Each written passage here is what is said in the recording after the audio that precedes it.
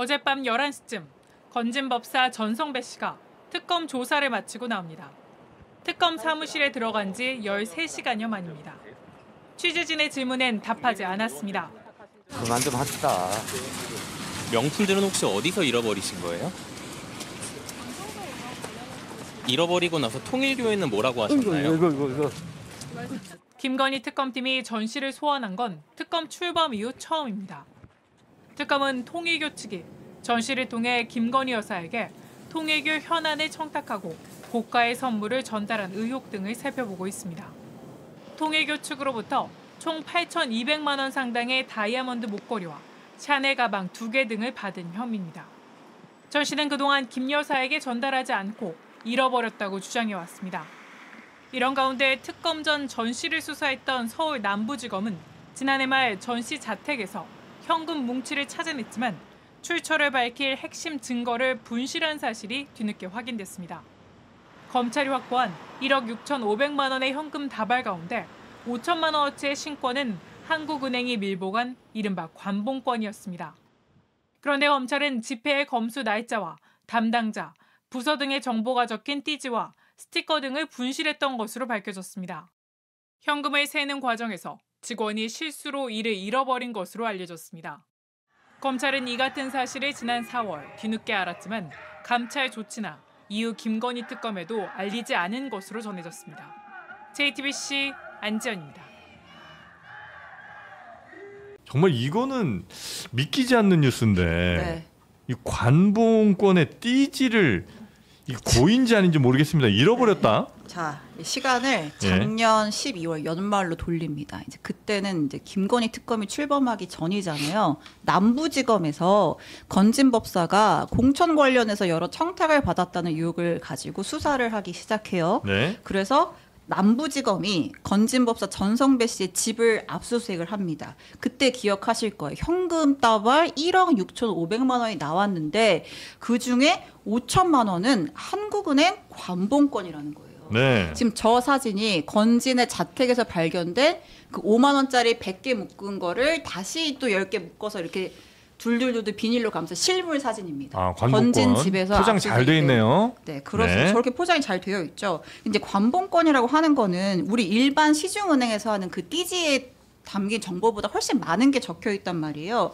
어느 부서에서 처리를 했는지, 기계식별 번호, 담당자가 누군지 그 담당자 코드, 그다음에 이거 검수한 일시 이런 것들이 다 적혀 있어서 저 띠지가 있으면 이 관봉권의 출처를 역추적할 수가 있잖아요. 네. 굉장히 핵심적인 증거인데 이게 사라졌다는 겁니다. 사라졌다는 게 무슨 말이에요? 그러니까 이제 남부지검의 설명은 이래요. 일단 그걸 압수를 해가지고 압수물로 이제 하려면 이제 하나씩 다 빼가지고 액수가 맞는지 꺼내갖고 돈을 한 장씩 세서 네, 뭐 5만 원짜리 100장 5천만 원 맞습니다. 이걸 하는 절차가 있잖아요. 압수물 관리하는 과정에서 담당 직원이 띠지 베끼고 돈 세고 띠지는 실수로 잃어버렸다는 겁니다. 아니 이건 앞에 김건희 그 같이 잡힌 사람들하고 비슷한 해명 같아.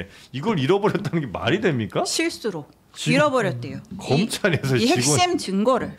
너무 이상해잖아. 너무 이상하잖아요. 너무 이상하잖아요. 근데 이거를 그 당시에 그러고 나서 압수물로 보관을 하고 올해 4월, 그러니까 4개월이 지난 시점에 으잉? 띠지가 없네?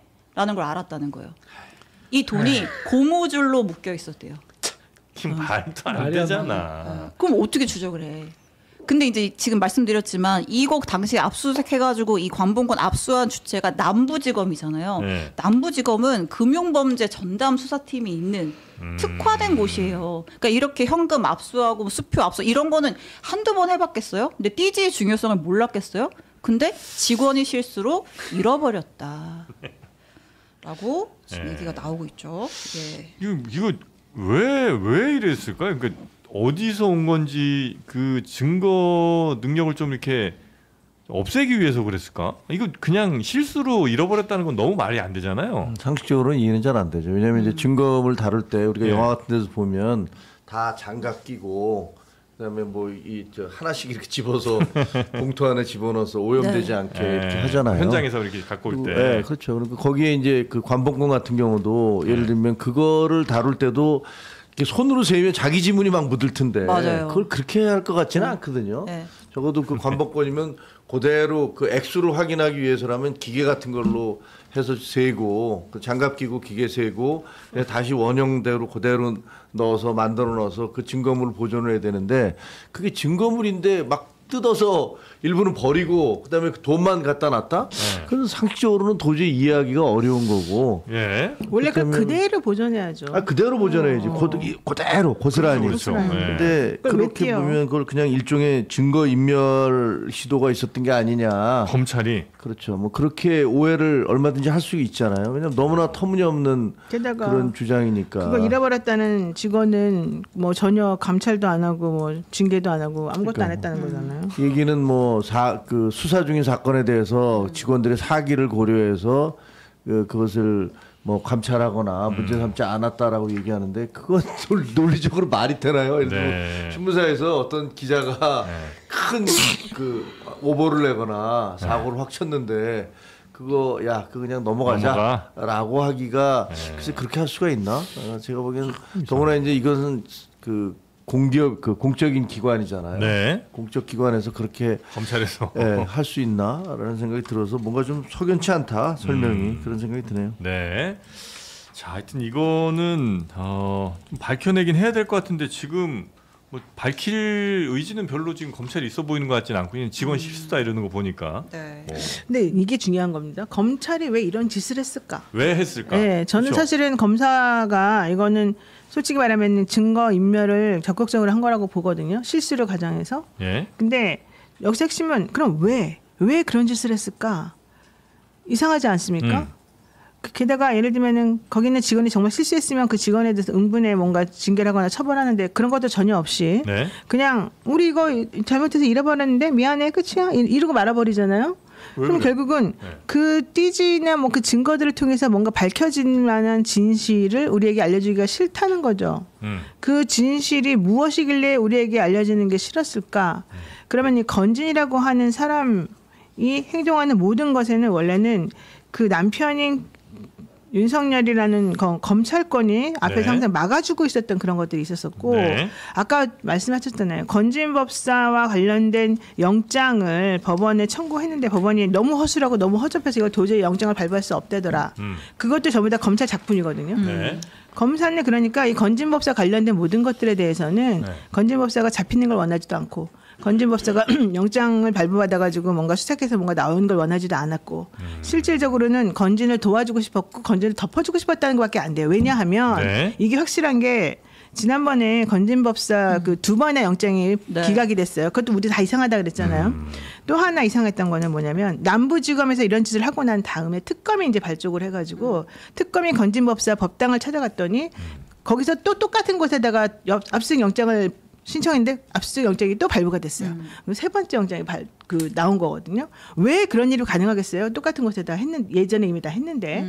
자, 그런 데다가 거기서 더 중요하게 발견이 됐어요. 김건희의 핸드폰이 발견됐어요. 예. 그 법당에서. 네. 그것도 2014년부터 16년 사이에 사용했던. 2014년에서 16년 사이라고 하는 거는 여러분들이 알다시피 김건희가 윤석열이라고 한 사람하고 같이 결혼하고 난 다음에 가장 남편의 검찰권을 적극적으로 많이 활용했던 때의 핸드폰이라고 저는 알고 있어요. 이 핸드폰이 왜 건진법사의 법당에서 나왔느냐. 그러면 그 건진법사의 법당에서 나오는 이 핸드폰을 왜 그전에는 압수수색을 못했느냐. 네. 이게 왜 갑자기 특검이 들어가니까 갑자기 나타나느냐. 이거 이상하지 않습니까? 그러니까 검찰은 이 건진법사를 수사하는 척만 하고 우리들에게 페인팅 모션으로 수사하는 척만 하고 결국에는 도와주고 은폐해주고 이렇게 하려고 했던 사람인 것이 드러난 것이고 결국 이 관본권과 관련된 모든 것도 마찬가지였고 그래서 일본의 영장도 그런 식으로 됐고 네. 이 사람들이 한 것 중에 제일 나쁜 게 뭐냐면 영장 추가 청구하지 않고 불구속 기소해버린 거예요.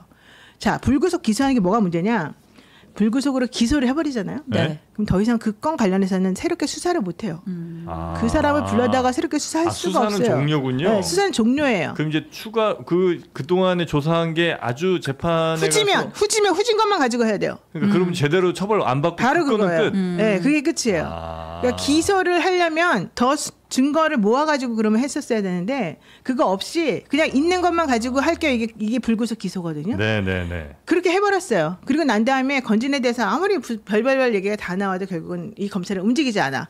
특검이 이제 그때 새로 움직여가지고 새로운 걸 찾아내요. 그럼 특검에서 찾아낸 것하고 이 검찰이 찾아낸 걸 한번 비교를 해가지고 나중에 수사의 그 질을 따져보게 되면 아마 엄청난 차이가 있을 거다. 예를 들어서 검찰이 누군가를 정말 보호하고 싶으면 후지게 하는 거예요. 예. 정말 후지게해서 무죄 판결 받게 만들면 그렇죠. 그거에 대해서는 다시 다른 데서도 뭐 조사를 못 하니까 같은 건으로 그렇게 하면 확실하네. 아예 조사 안 하는 것보다. 네. 그러니까 일부러 그러니까 검찰이 가지고 있는 힘이 여러 가지가 있는데 허접하게 조사해서 허접하게 기소해서 무죄 나오게 만들어주는 게 이게 가장 원래는 허접하게 수사해서 무혐의가 제일 좋고 근데 그렇게 되면 무혐의를 하려고 그랬더니 너무 욕이 많이 들어오고 견제가 심하다. 그러면 기소는 일단 무조건 하는 거죠. 재판까지 가는 걸로. 네, 근데 재판에서는 엉터리 방터리로 하는 거죠. 쓸만한 증거 하나도 없이. 그러니까 결국에는 판사들만 욕먹게 하는 거죠. 판사는 왜 그따위로 판결해 주냐 이렇게. 그렇죠. 네, 그럼 검사는 우리는 할 만큼 했어요. 근데 판사가 저렇게 하는 거 보니까 판사가 뭐 있나 봐요. 이렇게 우리들에게 알려주는 거죠. 이 당시에 남부지검장이 누구예요? 몰라요. 확인해봐야 돼요. 근데 그 남부지검에 이거 수사했던 분하고 이 코인 하는 쪽하고 뭐 여기는 다 연결돼 있다는 소리가 있어요.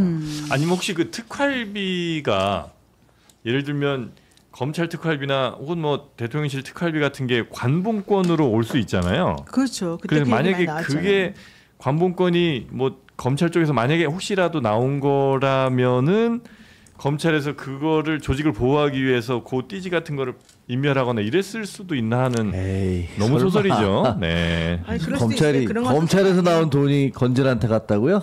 그 뭐 모르겠어요. 저. 아이, 그 띠지를 아니겠지. 그 검찰이 굳이 그거를 이렇게 없애줄 이제 이유가 뭐 있을까? 우리가 어차피 소설의 네. 영역이니까 네. 그런 생각도 해볼 수가 있죠. 건진이라는 사람이 이 세금 관련되는 민원들 또는 인사 민원들 이런 것들을 많이 했다고 하잖아요. 예. 그럼 광범위하게 네. 검찰이라든가 뭐 국세청 이런데 네. 인사에 개입을 해가지고 오랫동안 윤석열과 관계 속에서 아는 사람이 많았다. 뭐 이런 상상을 또 발휘해 볼 수도 있죠. 또. 제일 많이 나오는 얘기는 국정원 자금 아니에요? 예. 국정원 돈이 예를 들면 뭐 그것을 특활비를 대개는 이제 대통령실에서 네. 일정 부분 갖다 쓰고 막 그랬으니까 그게 관행이었으니까 지금도 여전히 그런 그 국정원 특활비가 그런 식으로 넘어가는 거 아니냐 뭐 그런 의혹은 있는 것 같은데 그거야 뭐 아직 우리가 알 수가 근데 없죠. 이제 검찰이 그걸 왜 무마했느냐는 거죠. 지금 이 시점이면은 네. 이미 내란이 일어나 가지고 윤석열 정권이 무너질 때거든. 예. 네, 그런데도 불구하고 검찰이 저기 이제 고위직이라고 보기 어렵잖아요. 예. 현장에 이제 중하위직 검찰이 저렇게까지 움직였다. 그러니까 검찰 자기네 스토리텔링이 잘 안 맞아져요. 조직을 보호하기 위한 거 아니고서는 네. 굳이 다른 어디 보호해 주려고 그러진 않았을 것 같은 느낌이. 네, 당시에 이제 남부지검장은 신흥석 예. 발음이 안 되네. 전 검사장이었고 하여튼 뭐 친윤 라인으로 꼽히는 분이에요. 지난 정부에서 검사장 승진을 했었고. 네. 근데 어쨌든 이제 남부지검에서는 이 사건을 굉장히 쉬쉬하려고 했던 거잖아요. 이 고무줄로 묶여 있는 검사장보다 더 중요한 거는 그 당시 이 사건을 수사했던 담당 부장 팀장 그렇죠. 이 사람들이 네. 더 중요해요. 그래서 이거 분실된 게 대검까지도 보고가 올라갔는데 감찰도 이루어지지가 않았고. 그리고 이게 지금 사실 어제 KBS 단독으로 나왔는데 네. KBS에서 취재가 들어갈 때까지 김건희 특검도 이 띠지 분실 사실을 모르고 있었대요. 특검도? 네. 그러니까 이제 특검의 수사 협조도 제대로 안 해준 거 아닌가 이런 생각도 해볼 수가 있죠. 아 검찰이 넘기면서 뭐 이런 일이 있었다라고 이제 얘기해 줄 수도 있었는데 네. 그거 없이 그냥 현금 뭉치만 이렇게 전해준 거군요. 뭐 그럴 수 있겠죠. 네. KBS는 어떻게 알았죠? 그걸? KBS는 제보를 받은 것 같습니다.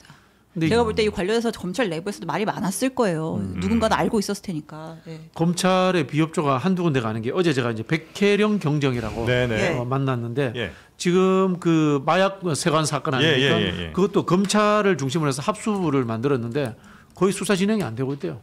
아 그래요? 대부분이 그렇다고 하더라고요. 그러니까 검찰의 비협조로. 네네. 검찰이 주도하는 수사인데 속도가 안 나고 있대요. 그래서 그때 백혜령 경장이 검사라고 하는 거는 안 된다. 그거 하면은 어차피 이런 결과 나올 거다. 계속 얘기를 했었죠.